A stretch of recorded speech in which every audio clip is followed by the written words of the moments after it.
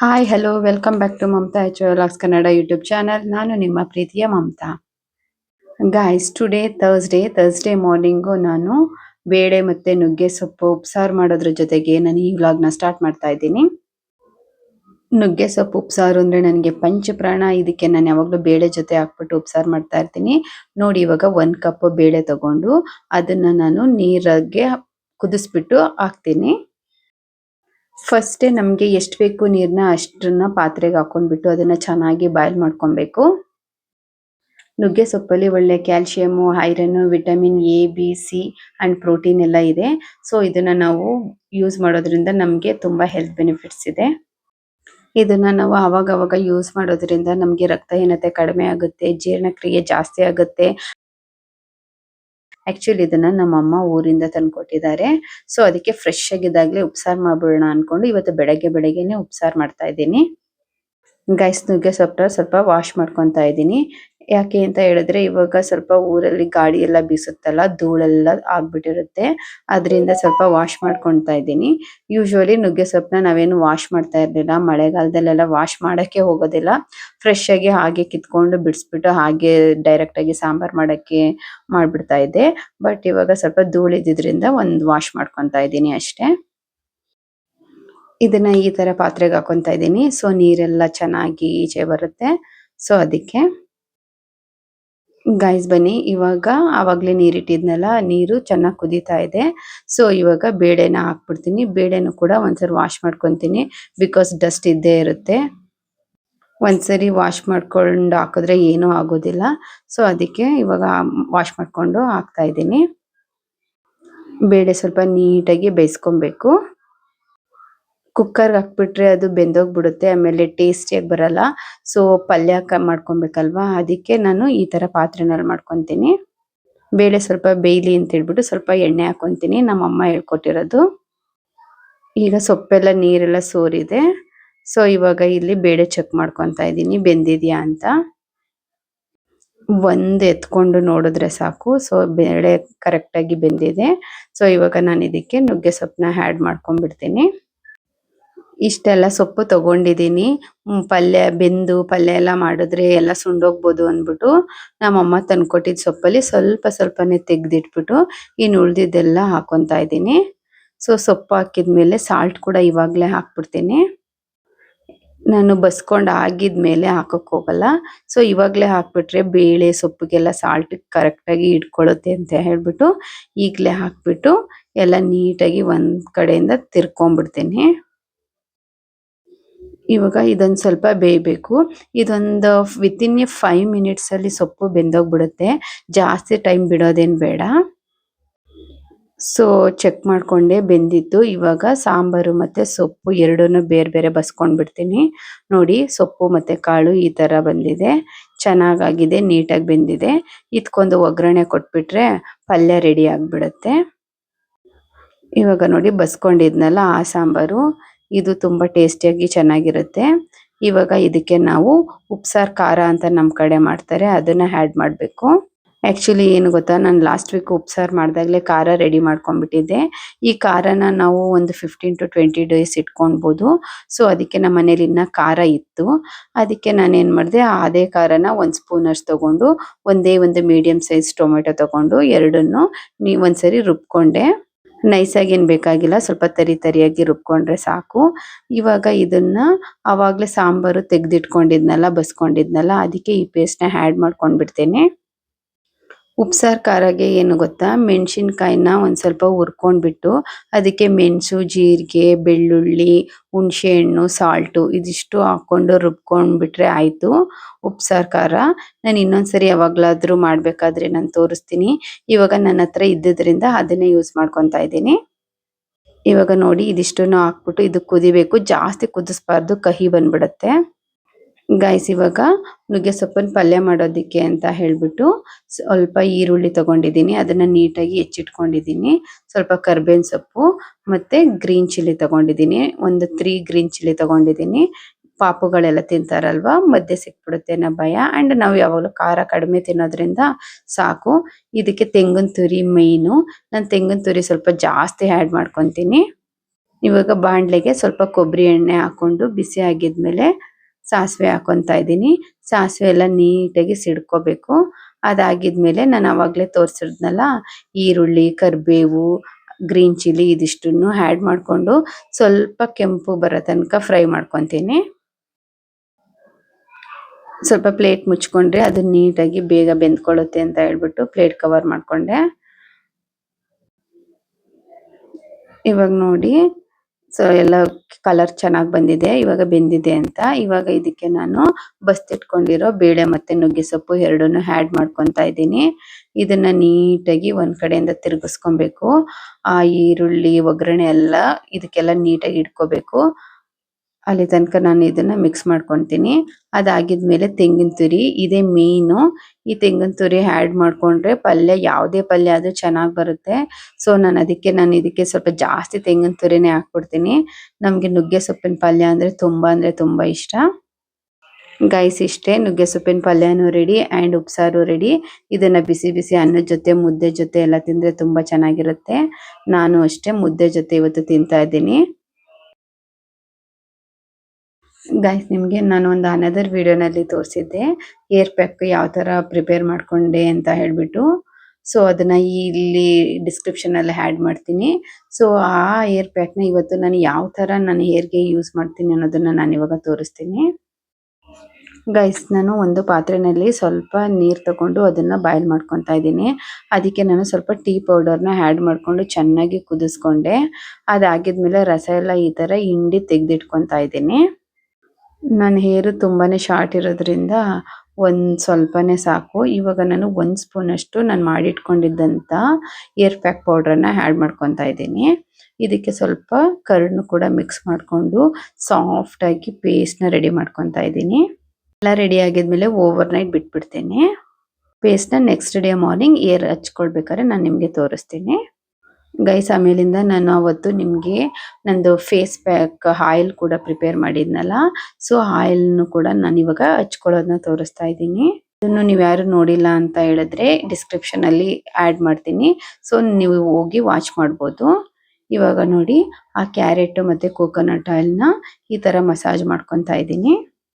ನಾನು ಡೈಲಿ ಕೊಬ್ಬರಿ ಎಣ್ಣೆ ಹಚ್ಕೊತಾ ಇದ್ದೆ. ಸೊ ಅದಕ್ಕೆ ಅಂತ ಹೇಳ್ಬಿಟ್ಟು ಇದೊಂದು ಸ್ವಲ್ಪ ಎಕ್ಸ್ಟ್ರಾ ಇಂಗ್ರೀಡಿಯೆಂಟ್ನ ಆ್ಯಡ್ ಮಾಡಿ ಆಯಿಲ್ ಪ್ರಿಪೇರ್ ಮಾಡ್ಕೊಂಡಿದ್ದೀನಿ.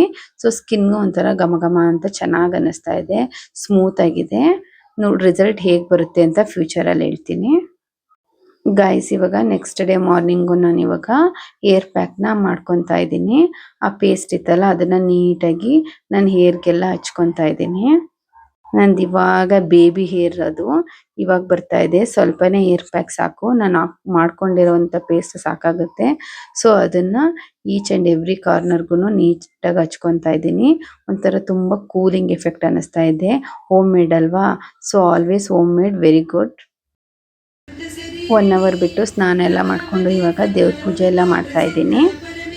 ಗೈಸ್ ಇಲ್ಲಿ ನೋಡಿ ನಂದು ಹೊಸ ಡ್ರೆಸ್ಸು, ಇದನ್ನು ಕೂಡ ದೇವ್ರ ಮುಂದೆ ಇಟ್ಟು ಅದಕ್ಕೆ ಅರಿಶಿನ ಕುಂಕುಮ ಎಲ್ಲ ಹಚ್ಚಿ ಪೂಜೆ ಮಾಡಿ ದೇವರ ಆಶೀರ್ವಾದ ಪಡ್ಕೊಂಡು ನಾನು ಇವತ್ತು ಹೊಸ ಡ್ರೆಸ್ನ ಹಾಕ್ಕೊತಾ ಇದ್ದೀನಿ. ಗೈಸ್ ಇವತ್ತು ನಂದು ಹುಟ್ಟಿದ ಹಬ್ಬ.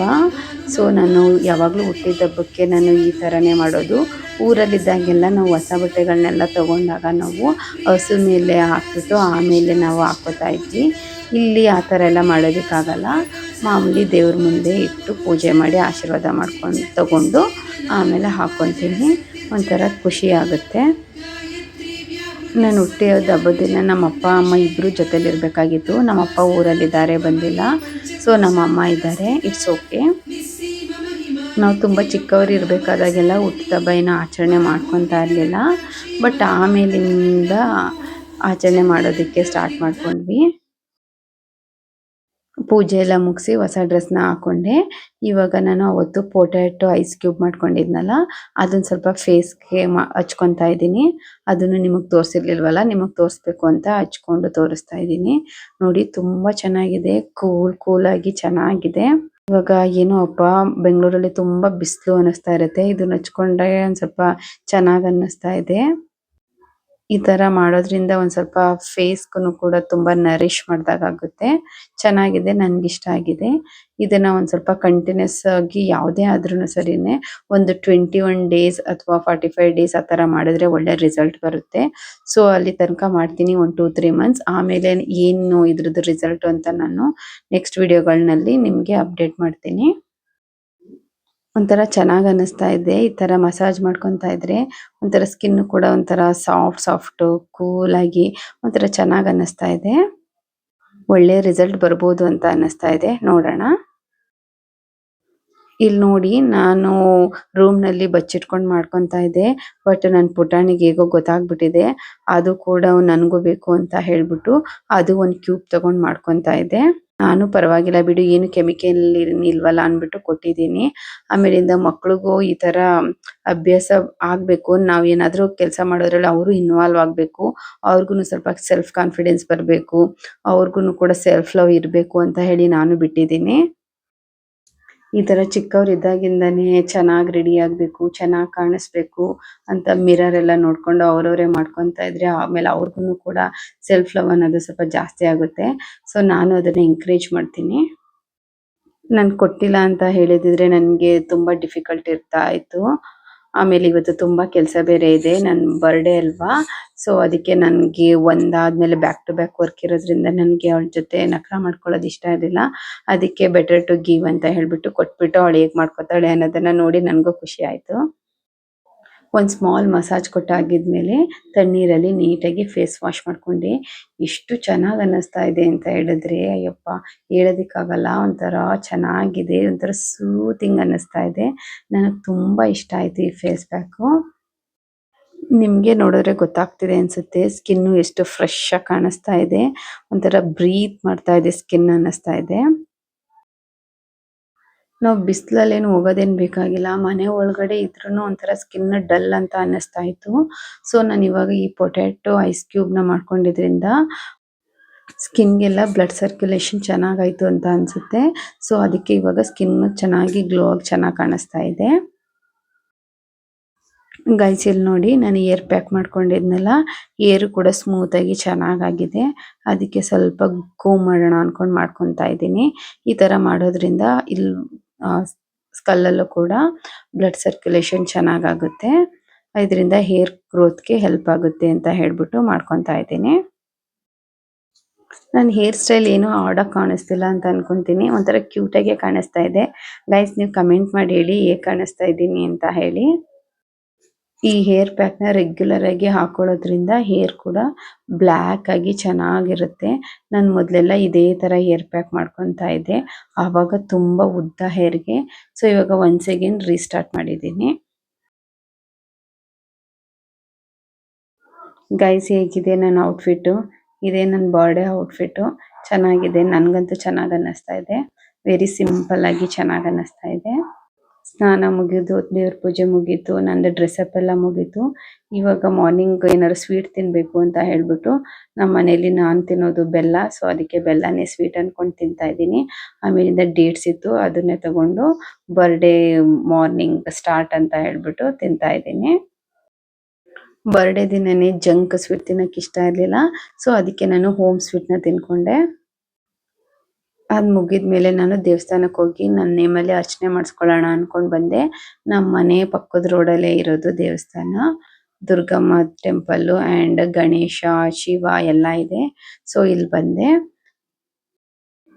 ಸೊ ದುರ್ಗಾದೇವಿ ತುಂಬಾ ಕನೆಕ್ಟೆಡ್, ಬಿಕಾಸ್ ನಮ್ಮೂರಲ್ಲೂ ದುರ್ಗಮ್ಮ ಇದ್ದೆ, ಇಲ್ಲೂ ಕೂಡ ನಮ್ಮನೆ ಹತ್ರನೂ ಕೂಡ ದುರ್ಗಾ ಪರಮೇಶ್ವರಿ ಇದೆ. ಸೊ ಅದಕ್ಕೆ ಇಲ್ಲಿ ಬಂದು ಬ್ಲೆಸ್ಸಿಂಗ್ಸ್ ತಗೊಂತಾ ಇದ್ದೀನಿ. I am so happy today. ಯಾಕೆ ಅಂತಂದ್ರೆ ನನ್ನ ಕೆಲಸಗಳೆಲ್ಲ ಫಟಾಫಟ ಅಂತ ಆನ್ ಟೈಮಿಗೆ ನಡೀತಾ ಇದೆ. I am so happy. This year my birthday is very special because year end 26 ಅಲ್ಲಿ 26 ಇದೆಯಲ್ಲ, ಇಟ್ ಇಂಡಿಕೇಟ್ಸ್ ಫೆಬ್ರವರಿ 6. ಸೊ ಅದಕ್ಕೆ ನಾನು ತುಂಬಾ ಕನೆಕ್ಟ್ ಆಗಿದ್ದೀನಿ ಈ ಇಯರ್ಗೆ. ಗೈಸ್ ಟೆಂಪಲ್ ಇಂದ ಬಂದು ನಾನು ಬ್ರೇಕ್ಫಾಸ್ಟ್ ಎಲ್ಲ ಮುಗಿಸಿ ಇವಾಗ ನಾನು ಅಡುಗೆ ಪ್ರಿಪರೇಷನ್ ನಲ್ಲಿ ಬ್ಯುಸಿ ಇದ್ದೆ. ಸೊ ನನ್ನ ಬೇಬಿ ನೋಡಿ, she is busy in playing. ಅವಳಿಗೆ ಬ್ಲ್ಯಾಂಕೆಟ್ ಒಂದು ಇದ್ಬಿಟ್ರೆ ಸಾಕು, ಅವಳು ಸುಮ್ಮನೆ ಆಟ ಆಡ್ಕೊಂಡಿರ್ತಾಳೆ. ಬಟ್ ಥ್ಯಾಂಕ್ ಗಾಡ್ ಇವತ್ತೇನು ನನಗೇನು ಡಿಸ್ಟರ್ಬ್ ಮಾಡ್ತಾ ಇಲ್ಲ. ಮೋಸ್ಟ್ಲಿ ನನ್ನ ಬರ್ಡೇ ಅಂತನೋ ಏನೋ. ನಾನು ಗಾಡ್ಗೆ ತುಂಬ ಥ್ಯಾಂಕ್ಸ್ ಹೇಳಬೇಕು. ನಾನು ಅಡುಗೆ ಮಾಡ್ತಾ ಮಾಡ್ತಾ ಮಧ್ಯದಲ್ಲಿ ಬಂದು ನೋಡ್ಕೊತಾ ಇದ್ದೆ ಅವಳು ಏನು ಮಾಡ್ತಿದ್ದಾಳೆ ಅಂತ. ನೋಡಿದ್ರೆ ಅವಳ ಪಾಡಿಗೆ ಅವಳು ಆಟ ಆಡ್ಕೊತಾ ಇದ್ಲು. ನನಗಂತೂ ತುಂಬ ಖುಷಿ ಆಗೋಯ್ತು. ಅವಳನ್ನೇನಾದ್ರು ಮಾತಾಡ್ಸಕ್ಕೆ ಹೋದ್ರೆ ಮತ್ತೆ ನನ್ನನ್ನು ಕರೆದು ಬಿಡ್ತಾಳೆ. ಆಮೇಲಿಂದ ಅಡುಗೆಗೆಲ್ಲ ಡಿಸ್ಟರ್ಬ್ ಆಗುತ್ತೆ ಅಂತ ಹೇಳಿ ಅವಳ ಹತ್ರ ನಾನು ಮಾತಾಡೋಕ್ಕೆ ಹೋಗಿಲ್ಲ.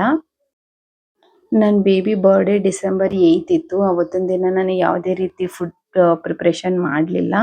ಸೊ ಅದಕ್ಕೆ ಇವತ್ತು ನಾನು ಬರ್ಡೇಲಾದರೂ ಮಾಡಿ ನನ್ನ ಫ್ಯಾಮಿಲಿ ಮೆಂಬರ್ಸ್ನೆಲ್ಲ ಕರೆದು ಅವ್ರ ಜೊತೆ ಊಟ ಮಾಡೋಣ ಅಂತ ಅನ್ನಿಸ್ತಾ ಇತ್ತು.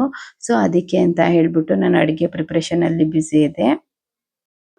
ನಮ್ಮಮ್ಮ ಆ್ಯಕ್ಚುಲಿ ನಮ್ಮ ಅಣ್ಣನ ಮನೆಯಲ್ಲಿದ್ದರು. ಅವ್ರನ್ನ ಕರ್ಸ್ಕೊಂಡಿದ್ದಿದ್ರೆ ಇವಳು ಅವ್ರಿಗೂ ಎಲ್ಲ ಡಿಸ್ಟರ್ಬ್ ಮಾಡ್ತಿದ್ದಾಳೆ. ಇದರಿಂದ ಸುಮ್ಮನೆ ನನಗೆ ಟೈಮ್ ವೇಸ್ಟ್ ಆಗುತ್ತೆ ಅಂತ ಹೇಳ್ಬಿಟ್ಟು ಅವ್ರನ್ನ ಕರೆಯೋದಕ್ಕೆ ಹೋಗಲಿಲ್ಲ ಅಡುಗೆ ಕಂಪ್ಲೀಟ್ ಆಗೋ ತನಕ. ಗಾಯ್ಸ್ ಬನ್ನಿ, ಇವಾಗ ನನ್ನ ಅಡುಗೆ ಎಲ್ಲ ರೆಡಿ ಆಗಿದೆ. ಇವಾಗ ನಮ್ಮಮ್ಮ ತೀಟೆ ತಿಮ್ಮು ಎಲ್ಲ ಬಂದಿದ್ದಾರೆ. ಬನ್ನಿ ನಾನು ಏನೇನು ಮಾಡಿದ್ದೀನಿ ಅಂತ ತೋರಿಸ್ತೀನಿ. ಗಾಯ್ಸ್ ಇದು ಮೊಸರು ಬಜ್ಜಿ ಪಲಾವ್ಗೆ ತಿನ್ನೋದಕ್ಕೆ ಅಂತ ಹೇಳ್ಬಿಟ್ಟು ಇವಾಗ ತಾನೇ ಜಸ್ಟ್ ಪ್ರಿಪೇರ್ ಮಾಡಿದೆ. ನೋಡೋದಕ್ಕೆ ಯಮ್ಮಿಯಾಗಿ ಕಾಣಿಸ್ತಾ ಇದೆ. ಬನ್ನಿ ನೆಕ್ಸ್ಟ್ ಇದು ಕಾಬೂಲ್ ಕಡಲೆ ಗ್ರೇವಿ. ಇದನ್ನು ನಾನು ಮಾರ್ನಿಂಗೇ ಪ್ರಿಪೇರ್ ಮಾಡಿ ಇಟ್ಕೊಂಡ್ಬಿಟ್ಟೆ. ನಮ್ಮ ಬೇಬಿಗೆ ಚಪಾತಿ ತಿನ್ನಿಸ್ತಾ ಇದ್ದೆ ಮಾರ್ನಿಂಗು. ಸೊ ಅದಕ್ಕೆ ಈವ್ನಿಂಗು ಅಡುಗೆಗೂ ಆಗುತ್ತೆ ಅಂತ ಹೇಳ್ಬಿಟ್ಟು ನಾನು ಜಾಸ್ತಿ ಮಾಡಿ ಇಟ್ಕೊಂಡಿದ್ದೆ. ಇದು ಇವಾಗ ಜಸ್ಟ್ ಮಾಡಿದ್ದು ಪಲಾವು. ನಾನು ಯಾವಾಗಲೂ 1 ಗ್ಲಾಸಿಗೆ ಮಾಡಿ ಅಭ್ಯಾಸ ಆಯಿತು. ಇವತ್ತು 2 ಗ್ಲಾಸಿಗೆ ಮಾಡಿದ್ದೀನಿ. ತುಂಬ ಅಂದರೆ ತುಂಬ ಚೆನ್ನಾಗಿ ಬಂದಿದೆ. ಆ್ಯಂಡ್ ಇದು ವೈಟ್ ರೈಸು. ಇದು ಹೆಸರು ಬೇಳೆ. ಆ್ಯಕ್ಚುಲಿ ನಂಗೆ ತುಂಬ ಇಷ್ಟ ಹೆಸರು ಬೇಳೆ, ಅದಕ್ಕೆ ನಾನು ಇದನ್ನು ಮಾಡ್ಕೊಂಡಿದ್ದೀನಿ. ಗೈಸ್ ಗಸಗಸೆ ಪಾಯಸ ಮಾಡಿದ್ದೀನಿ. ಗಸಗಸೆ ಪಾಯಸ ಅಂದರೆ ನನಗೂ ಇಷ್ಟ, ನನ್ನ ಮಗುಗೂ ಇಷ್ಟ. ಆ್ಯಂಡ್ ಇದು ಹೆಲ್ದಿ, ಅದಕ್ಕೆ ನಾನು ಇದನ್ನೇ ಮಾಡಿದ್ದೀನಿ. ಗೈಸ್ ಇಲ್ಲಿ ಕ್ಯಾಬೇಜ್ ಪಲ್ಯ ಮಾಡಿದ್ದೀನಿ. ಇದನ್ನು ನಾನು ಮಾರ್ನಿಂಗೇ ಮಾಡಿ ಇಟ್ಕೊಂಡೆ. ಇದನ್ನು ನನ್ನ ಬೇಬಿ ಬಾಕ್ಸಿಗೆ ಕಳಿಸಿದ್ದೆ. ಅದಾಗಿದ್ಮೇಲೆ ಇದನ್ನು ಮಾರ್ನಿಂಗೇ ಮಾಡಿಬಿಟ್ಟು ನಾನು ಫ್ರಿಜ್ಜಲ್ಲಿ ಇಟ್ಕೊಂಡ್ಬಿಟ್ಟೆ, ಈವ್ನಿಂಗು ಊಟಕ್ಕಾಗುತ್ತೆ ಅಂತ ಹೇಳ್ಬಿಟ್ಟು. ಈ ಥರ ನಾನು ಅಡುಗೆ ಕೆಲಸನ ಸೆಗ್ರಿಗೇಟ್ ಮಾಡ್ಕೊಂಡಿದ್ದರಿಂದ ನನಗೆ ಇಷ್ಟೆಲ್ಲ ವೆರೈಟಿ ಮಾಡೋದಕ್ಕೆ ಟೈಮ್ ಸಿಕ್ತು. ಇವಾಗ ನೋಡಿ ನನ್ನ ಫ್ಯಾಮಿಲಿ ಮೆಂಬರ್ಸ್, ನಮ್ಮ ಅಣ್ಣ, ನಮ್ಮ ಅತ್ತಿಗೆ, ನಮ್ಮ ತೀಟೆ ತಿಮ್ಮು, ನಮ್ಮಮ್ಮ, ನಮ್ಮ ಬೇಬಿ, ನಾನು ಎಲ್ಲ ಜೊತೆಲೇ ಕುತ್ಕೊಂಡು ಎಲ್ಲ ವೆರೈಟಿನ ಹಾಕ್ಕೊಂಡು ಊಟ ಮಾಡ್ತಾ ಇದ್ದೀವಿ. ಸಂತೋಷ್ ಊಟಕ್ಕೆ ಮಿಸ್ ಆಗಿದ್ದಾರೆ. ಅವ್ರು ಬರೋದು ತುಂಬ ಲೇಟ್ ಆಗುತ್ತೆ. ಅಲ್ಲಿ ತನಕ ಕಾಯೋದಕ್ಕಾಗಲ್ಲ, ಅದಕ್ಕೆ ನಾವು ಊಟ ಮಾಡ್ಕೊತಾ ಇದ್ದೀವಿ. I am so thankful and grateful for everything. Happiest birthday to me. Thank you so much for watching my videos guys. Video ಇಷ್ಟ ಆಗಿದ್ರೆ ಒಂದು ಲೈಕ್ ಮಾಡಿ, ಕಮೆಂಟ್ ಮಾಡಿ ಆ್ಯಂಡ್ ಸಬ್ಸ್ಕ್ರೈಬ್ ಮಾಡ್ಕೊಳ್ಳೋದನ್ನು ಮರಿಬೇಡಿ. I'll meet you guys in my next video. Until then, take care. Bye bye. Love you all.